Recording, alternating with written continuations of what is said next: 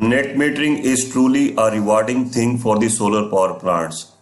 The excess energy of the solar power plant will never get wasted as it will be exported to the grid. The consumer need not to worry about the excess energy. In this particular segment, let us understand how the billing works.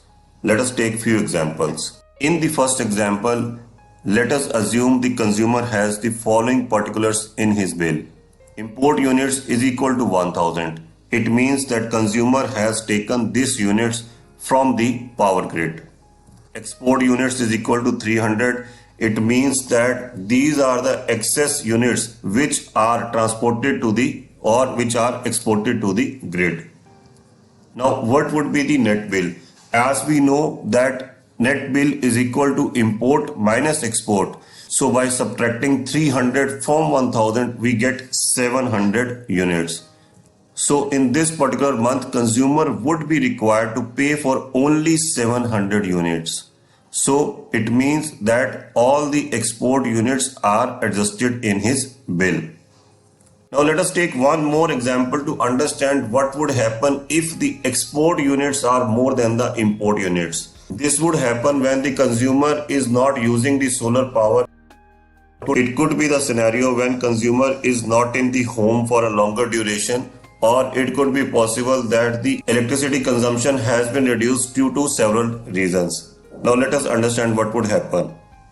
Let us assume that import units is same as 1000.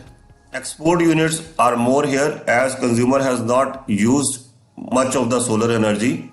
So now in this particular case net bill would be 1000 minus 1300. This gives us minus 300. It means that bill would be for 0 units. And what would happen with this surplus 300 units?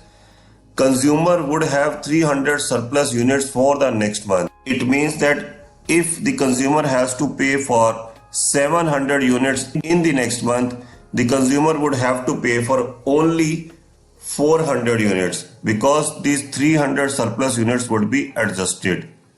So in this particular segment, we have seen that the customer need not to worry about the excess solar energy because all the excess solar energy is getting exported into the grid and the same is getting adjusted in the bill also. So this is the power of the net metering, which enables a customer to utilize the solar power with the 100% potential.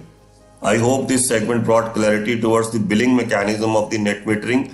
Thank you so much for watching this. I look forward to see you in the next segment.